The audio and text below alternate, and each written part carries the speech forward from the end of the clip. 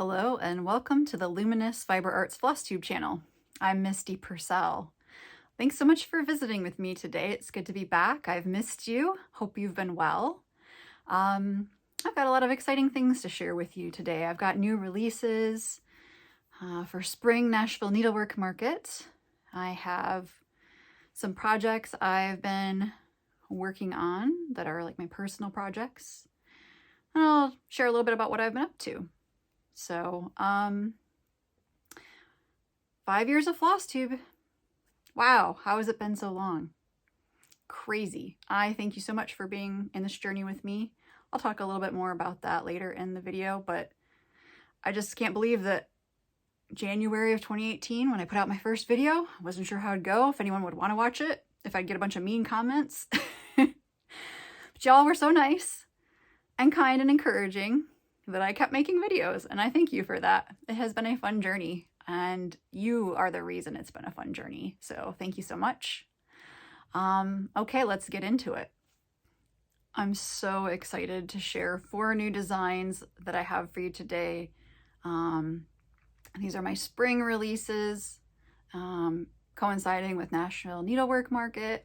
I've been working on them for a long time, and I'm so happy that the day is here when I get to tell you about them and show them to you. I'm really excited for you to see them. So without further ado, let's see what's new. So the first design is part of my gathering series, and I know that many of you dearly love my gathering series, so I think you're going to be super excited about this. There were 5 designs in the gathering series up to this point, and I'm just going to briefly show them to you in case you haven't seen them. So we have Gathering Berries. This was, each of these were stitched with a single color of Belle Soie silk. Gathering Clover. Gathering Acorns. Gathering Snowflakes. Gathering Honey. And now we have Gathering Stitches. This was stitched on 32 count Sparrow linen, which is dyed by me, using 2 strands of Belle Soie Sister Scarlet. You'll only need 1 skein and 1 strand for the long and back stitches. These are just extra large cross stitches basically. And this model was beautifully stitched by Paige Reynolds. Thank you so much, Paige. I love how it came out. The rayon ribbon is Lady Dot Creates Chianti, and I included beads following Vonna's ruched ribbon with beads tutorial. I really recommend that, and I'll link that in the video so that you can find her tutorial. She does a great job. Will help you have a great finish just like this. I always include a version of the chart. There's 2 versions of the chart, one with the buttons on the pattern and one without the buttons, and an alternative motif that you can stitch in place of the buttons if you'd like. That's on all of the patterns. So now there are 6 designs in the series, and I hope you really enjoy stitching this one. I thought I was done with the series, and then I had this idea that I should do a Gathering Stitches design, and I started to see it kind of coming together in my head that I wanted to have a heart and a tomato, and so I just started playing around, and it just kind of came together. The hardest part was kind of, I knew what motifs I wanted, and it was just trying to find a way to arrange them in a way that I liked. So one bird is gathering stitches together while the other bird gathers the needlework supplies. I think this would be a great piece that you could leave out all year. If you have a little needlework vignette, you could put it there, or this could be a good Valentine's Day piece too because of the heart and the color pink. You can feel free to change it. Always feel free to change motifs, change colors. I think this would be beautiful in red, but it'd be beautiful in other colors too. So have fun with it. Okay. Now the next design is also part of a series, but the series doesn't really have a name. I've just been referring to it as my seasonal trio series. And that started out with Jingle Jolly Joy.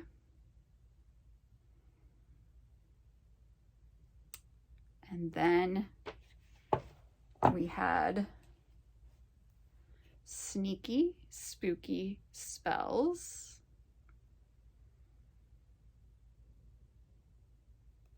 And now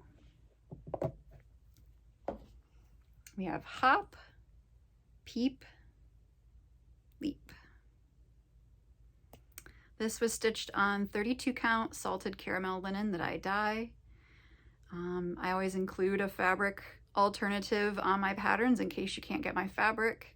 This uses DMC and over dyed flosses. This would be super cute also stitched separately and turned into ornaments. If you have an Easter or spring tree, that would be adorable. I had so much fun designing this little trio, and as you can see, you know, I had Jingle Jolly Joy, Sneaky Spooky Spells. They all started with the same letter. I could not come up with a letter that would work for a spring piece where it would be all the same letter. So I decided that the last letter would be the letter that was the same rather than the first. I just love how this came out. And in case you're wondering, yes, there will be a fourth design, but it won't come out until probably next year.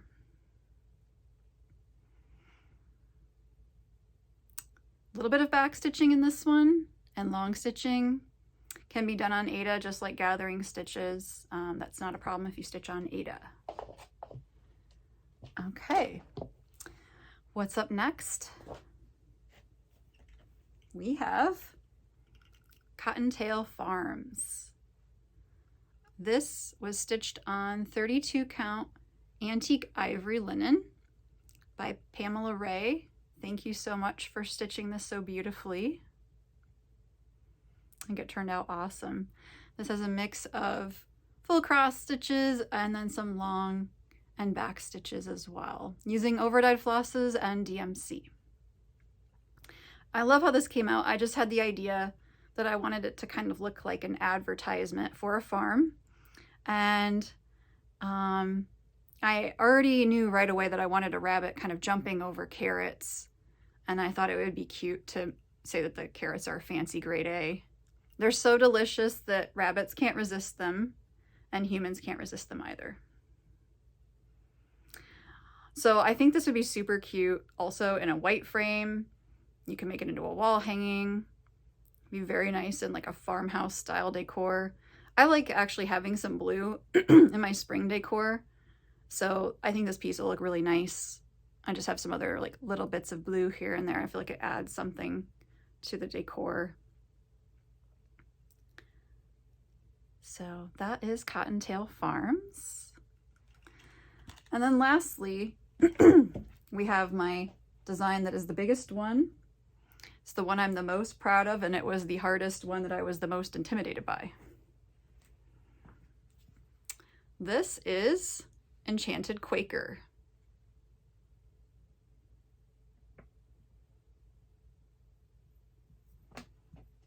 Let's see where I can fit me and it in the same place.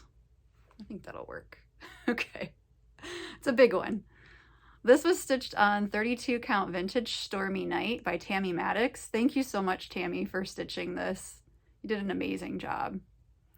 It uses 8 skeins of Classic Colorworks Black Coffee, and there are a few long stitches and back stitches just in the spider there. I love how this came out. For years, I mean, I've been designing for almost 5 years now. Probably for almost the entire time I've wanted to design a Halloween style Quaker. I love them whenever I see them. It was just on my bucket list to do this. And years ago, I had started trying to design one. I made a few motifs. I didn't know what to do with it. I moved on. And I would occasionally come back to it and just not quite know how to move forward. And the thing that intimidated me about this is that I think it's difficult to combine all of these motifs in a way that's pleasing and not chaotic. To have things look balanced, even though they're not necessarily symmetrical. I think that's difficult to do well. I wasn't sure if I could do it well. I can throw a bunch of motifs into an area and squish them, but can I do it like pleasurably well so that it looks good to look at, I didn't know if I could do it. So I kept kind of putting off doing it out of a fear of failure. And then I realized, like, so you want to do this thing, you want to design this piece, but you're afraid you won't be able to do it well, so you're just not going to do it, which is the same as just like you want to do something but you won't do it because you might not have it go well. And I'm like, well, I guess in the end, if it doesn't go well, I don't have to publish it. And it was maybe just that, like, I didn't want to feel that feeling of failure, like, oh, I'm not good at this, and I don't want to feel that really. But I was like, well, the least you can do is try, and then you'll know, and you can always try again later. It doesn't mean, like, if you fail once that you can never do it. It just means right now this is not working. So that seems really obvious, but it took me a while of, like, self-therapy to work through my anxiety around this project.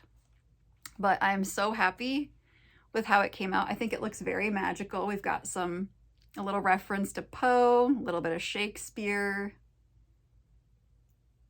And I just picked things that I loved and would want to have in a Halloween Quaker. I really, really love the cat there. But all of the motifs were really fun to incorporate. And it actually did come together like faster and easier than I expected once I tried it. Like once I really seriously sat down and said, okay, I am doing this, and committed to it, it really did come together better than I hoped, than I dared hope. So yeah, I'm thrilled with this piece, and I'm very proud of pushing through my fears and worries and making it happen. So those are my 4 new releases. I'm so excited to be able to share them with you today. Thank you so much for watching and listening to me talk about them. You can order any of these new patterns from your needlework shop that's attending market. You can order from your shop that's not attending market. They would receive the patterns after the show, and you can also order the patterns from me. And I'll have kits in stock as while supplies last for the designs as well. So I hope you'll enjoy them. Okay, so let's talk about what else I've been working on. I've got a mix of cross-stitch and non-cross-stitch things to share with you. So first up is a cross-stitch project that I had already finished stitching, but I fully finished it. And when I say I fully finished it, what I mean is I took it to the frame shop and they framed it for me. So this is the Bstep. This is by Blackbird Designs. It was in their book, Agnes Platt's Strawberry Sampler. I changed the wording slightly. I think it turned out awesome. This was stitched on 40 count soft porcelain, and I may have changed a couple of the colors. I did change a couple of the colors, but otherwise it's mostly, I think, what was charted. Love how this came out. This was a birthday start a few years ago, maybe 3 years ago. And I'm happy to have it done. I think this frame is super cute for it, and it just looks so tiny and little and sweet. So yeah, I'm super happy with how this came out. Some of you stitched it along with me. Thank you for joining me in my birthday sale that year. Definitely an easier choice than when I did the American flag quilt sampler. Yeah. So I also did some sewing, and one of the things that I sewed, I think, is packed away. Maybe I can find it to show it to you. I'll look in a minute. But I did some Christmas sewing and I did some spring sewing. So the Christmas sewing that I did is a pattern that I've wanted to do for at least since last year, maybe even longer. And it's by Rock River Stitches. And it's this adorable moon-shaped Santa ornament. How cute is that? So, so cute. So she has this pattern available as a PDF in her Etsy shop. What can I tell you about it? So it recommends muslin, and I do not recommend muslin, or at least not high quality muslin. She actually said she uses now like a cotton canvas that she gets on Amazon or Osnaburg. The problem is that you need to needle felt the beard onto the face. I broke some needles. It was very hard. This was a higher quality muslin. It's just what I had in my stash. It was not fun to do needle felting on. So if you do this, get some Osnaburg or some cotton canvas that's looser weave, so it'll be easier. So you basically cut out and sew the moon face, and she has you like put everything like kind of assembled and then bake it in the oven, painting it with like walnut crystals. To me personally, because you have to turn the thing like every 5 minutes or something, or every 10 minutes, like, and it takes for a while to dry. To me, that's like, I don't like babysitting an oven that I have to check like constantly, because I can't do anything else while it's going. So I would personally dye your fabric first and then cut it up. To me, that just makes more sense, and it would save you time. You wouldn't have to spend as much time drying it. You might even be able to, if Lois of TaDaa Creates, if she dyes an Osnaburg that's kind of a skin tone color that you like, you could just use that and then you don't have to do anything. Anyway, so I got a little smarter towards the end, and I had already sewn up the hats, but then I kept the brim separate and put the walnut crystals on that first to dry out. But basically you're staining the hat, and depending on what color of wool you use, you can't see the stain anyway, so it just depends. I ended up rinsing some of the walnut out because I only wanted it kind of partially stained. So you sew your little hat, and then you sew the band on separately by hand. You can do the hat and the face by machine. Then you do the embroidery. Once it's all, you stuff it, sew it up, do your walnut crystals if you want to do it in that order. Anyway, then you do the embroidery on the eyes. I did it on both sides so it'd be reversible. And then you start needle felting the beard on. This is wool that I bought on Etsy. I can link the shop that I bought it from in the video description. And the wool was from my stash. This is quilt batting from my stash. So it was a stash project, except for the fleece. I didn't have the fleece. And it was a fun project. You know, if it hadn't been for the difficulty of the needle felting, it would have been fine, you know, and you're just trying to not like stab your fingers. I did not, thankfully. I was very careful. I added a hanger and a little bell. So these were really fun and cute, and I'm really happy that I made this happen this year. I like having a Christmas craft project every year. There's some blush on his cheeks. I just put on with a Q-tip. So yeah, this was a nice project. So hopefully my little info is helpful to you if you make one. They're not difficult to make. This wouldn't be like the very first thing I would try to sew if I've never sewn before, but it's not like something you need to do a lot of sewing to know what you're doing. Or if you're really determined, yeah, for sure you could, but maybe a little bit of sewing experience would just probably make it a little easier for you. So that is that. Let me see if my other sewing project is accessible. So I started packing for market. I packed up all the models, and then I was like, you haven't made the video yet. So I had to unpack. Anyway, so that's why I wasn't sure, because the props are also packed. So these carrots have been on my radar for a while by Maggie Bananami. It's called Carrot Patch. And I thought, I've got Velveteen from TaDaa Creates. I'd like to make these. I didn't know when I would make them, but then I thought they would make a really good photo prop for Cottontail Farms and Hot Peep Leap. And I could not find, I didn't really want to spend the time sewing them right now just because I'm busy, but I couldn't find anything that I liked that was like the right color and the right size for a photo prop. So I made my own. They're kind of bundled up here because that's how I'm going to display them at market. They're going with me to market, but you can kind of see them.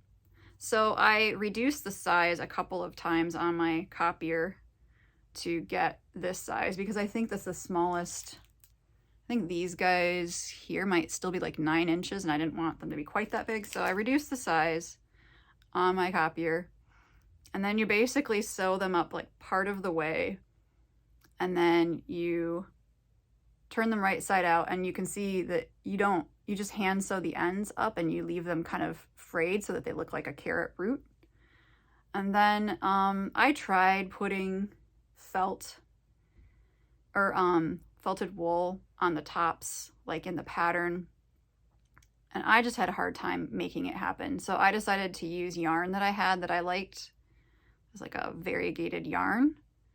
And I just kind of looped it back and forth several times and pinched the middle, and then sewed that down on the carrot top, and then snipped the loops. And then I had a carrot top. And that worked really well. So you stuff these a little bit. They were more time consuming than I expected, but I absolutely love them and would like to make more because I think they're really nice decoration. And you could make them bigger too for whatever you wanted. I used Lady Dot Creates shallot and yams. I think I should still have some of those colors in my shop if you're looking for them, but that was a fun project. I don't have the pattern in my shop, however, but it's called Carrot Patch. So that was fun. And again, I'd like to do more when I can do them. All right, now let me show you something that's a really big deal. Brace yourselves. Oh, I finished Halo, completely finished Halo. It's hard to show you the whole thing. I'm gonna insert some photos and some video. But you can see the quilting is beautiful.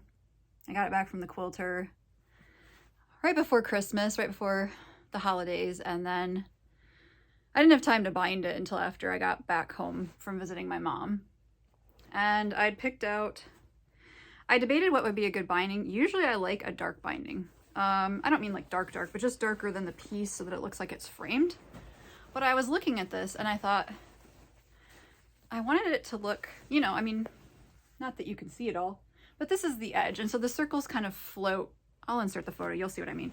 The circles kind of float out from the edge of the quilt. There's space. I wanted it to keep floating. And if I use a dark binding, it took that feeling away of it kind of space on the edge of the quilt. So I decided for the first time in my life to go with a kind of light colored binding that's, you know, not very noticeable, but gives some breathing space here for these to stay floating looking. This was my first time, well, I've done it once before, but on my own quilt, this is the first time that I machine bound front and back the binding, because I was like, this is going to take forever. I want it done, and I need to spend my time on the couch designing and stitching models. So it's not hand stitching binding. So I had to let go of the feeling that I needed to hand stitch the binding to the back. It went fine. I think it looks decent, and I'm really glad that I just machine bound it because, like I said, I don't have time, and it looks fine. It's fine. So, and if I had been like a little bit more thoughtful, so I have a big table here, and it has a cutout for the sewing machine to drop down into. I didn't use that. The quilt kept like catching on the machine. I had like a bed extension. I thought that would be enough. And then finally, like the last corner, I'm like, this is really catching. Maybe it'd be easier if you lowered it. I lowered it. It was so much easier. I was like, oh, hello. That's why it's there. Next time. Anyway, I am delighted this is done. I need to take it to the laundromat so I can wash it. My washer maybe could handle it, but it's quite big. I mean, it's really like more like a queen size quilt. I made it to have like a good sized quilt for the bed to hang over the sides. It's a good sized quilt. I want to throw some color catchers in because most of these fabrics weren't pre-washed. I don't really feel too concerned.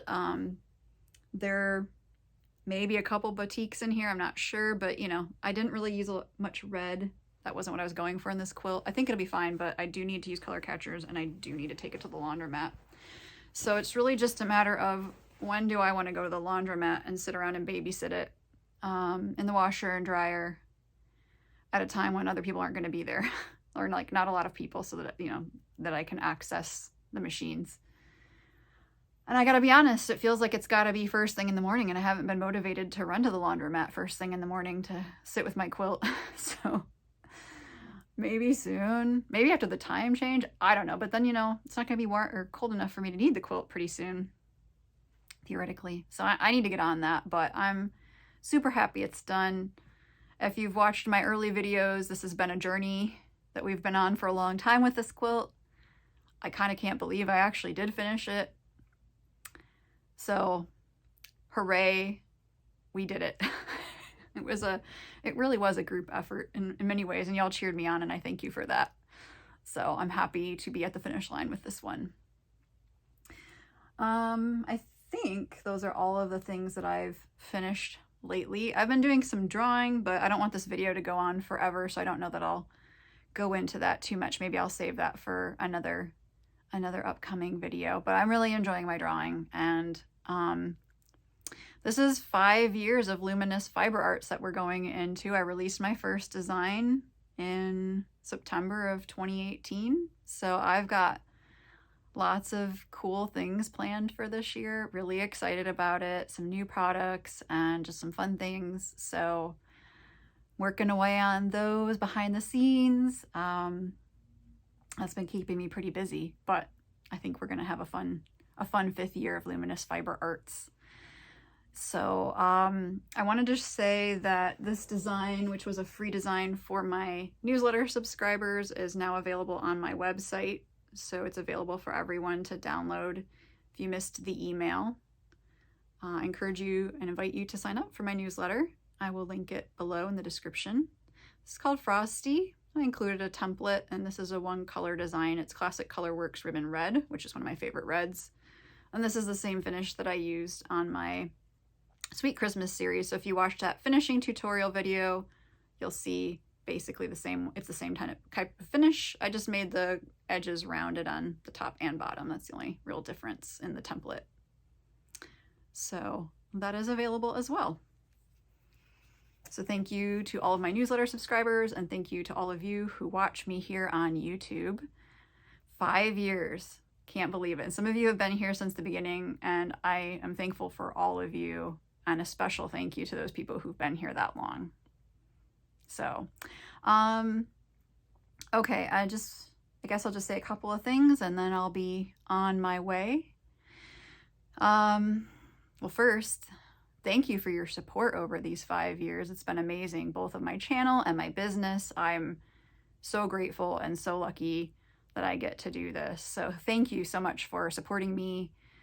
Thank you for your likes, your comments, and encouragement, for your orders, and for sharing your photos of your stitching when you're stitching my designs. I'm always in awe of the amazing things that you do, the ways you personalize things, the interesting ways you finish things.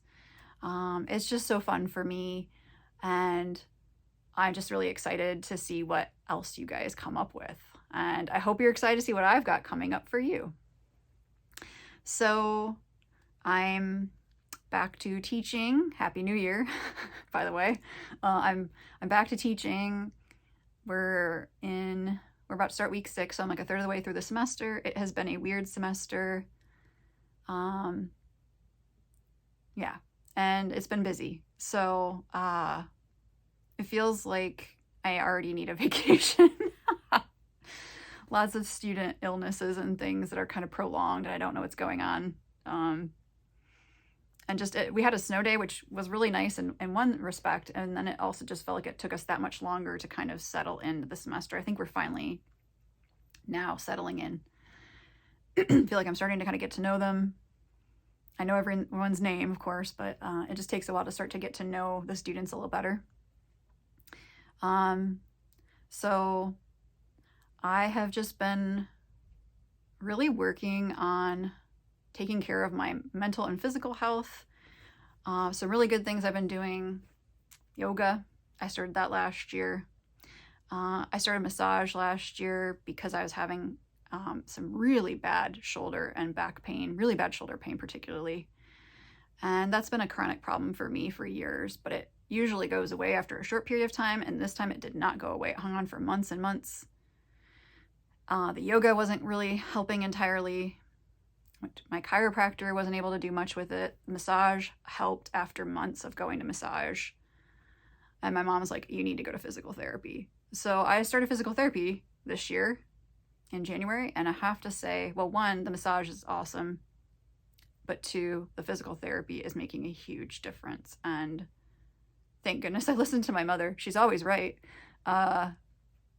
It's helping a lot. And I just had no idea that it could be that helpful, or I'd have gone sooner. I'd have gone to the doctor sooner, but I just didn't I didn't know. I mean, it didn't even occur to me that physical therapy was what I needed. But my pain levels have gone down dramatically, and I'm been doing stretches that they give me that help with my posture and counteracting all the looking down, needlework, phone, computer down stuff that I do. And I'm more able to catch myself in that position as well and try to like counteract it more. A lot of this stuff is triggered.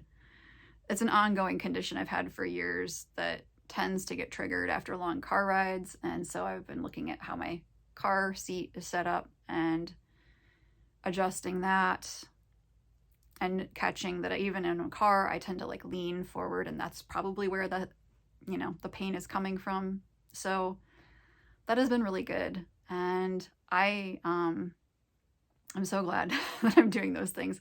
I've been reading, occasionally a physical book, lots of audiobooks. I really enjoyed a series that my friend recommended to me, which was the Thursday Murder Club. One of my college roommates recommended that to me, and I've read the whole 3 books that are out now. And then I was sad when it was over. But I see that there's a 4th book coming out this year, thank goodness. And I would say that it's just really charming. It's very British, I think, or what I think of as British murder mystery type thing. If you do an Audible audiobook, the reader of the first 2 books is really good. The 3rd book, I listened to the sample and I wasn't enthused, and all the reviews were not enthused also about the reader. So I read that one. I just got out of the library and read that. But I think that the author is very humorous, ironical, and he just really makes the characters come alive. Like they really are. Like the situations aren't super probable, but like you don't care because it's just so good. Really enjoyed it. Really recommend it if you like murder mysteries. Yeah, so the Thursday Murder Club is the first in that series. And I read some other mysteries and some other nonfiction books around the holidays and have been enjoying those. Probably the 2 most influential books I read in the past year were Essentialism and The Lazy Genius Way. And they both made me like rethink how I'm living my life and how many things I say yes to. And I try to be careful about saying yes to too many things, but still I was realizing I was saying yes to too many things, and that I needed to think about like what really mattered to me when I'm making decisions. And both of those books were very helpful.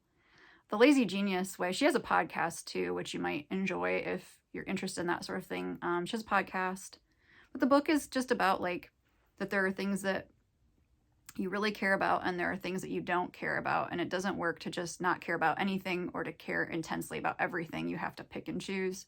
So you decide what do you really care about? That's where you're going to be a genius about, and you're going to be lazy about the things that don't matter so much. And so one of her ideas is to decide once about something and then apply that for a period of time. So if you need to buy gifts for people, maybe sometimes it's appropriate in this certain situation to buy like the exact same gift for everyone. Decide once and do it if that's appropriate. So anyway, there were other things too, even about laundry, that I was like, oh, I never thought of doing the laundry that way. So I thought it was an enjoyable book, and Essentialism was really good too. So I would recommend those as also nonfiction books you could read if you are interested in kind of personal development and making your life a little simpler. What else have I been doing? Crosswords. A lot of crosswords. Drawing. Lots of drawing. Those are all good. So I'm really working on taking care of myself. And last year, my word of the year was balance. And I'm just continuing to go with that. It really helped a lot to think about keeping my life in balance, because at the start of last year, my life was completely out of balance and I burned out really badly for most, like 2/3 of the year. I was very burned out and had a hard time, and spent a lot of time learning about burnout and thinking about what I could do to improve it, because I was not happy being burned out and I didn't want to feel that way. So giving myself breaks, taking care of myself, those were all good things that I'm carrying into this year and hoping for a happier, healthier 2023. So it was a hard thing to go through, but a good lesson, I guess, in slowing down and thinking about what really matters. And realizing that sometimes the things I was doing weren't the things that were most important to me, and that at times I could adjust those things. So that is what I have been up to. I'm really looking forward to market and seeing various designer friends and shop owner friends and meeting new people. And so if you're attending, I look forward to seeing you there. If you're a needlework shop owner, or you're helping out a needlework shop, or that you're attending for some other reason, this is a trade show, so it's not open to the public. It's just open to people in the needlework industry. Yeah, so that's the big thing on the horizon, and then back to work on some fun little things for the rest of the year. So thank you so much for spending time with me today. I appreciate you. I hope you enjoyed the video, and I will probably have a video for market of my room, so that'll probably be the next video where we'll catch up briefly. Take care and happy stitching, friends. Bye-bye.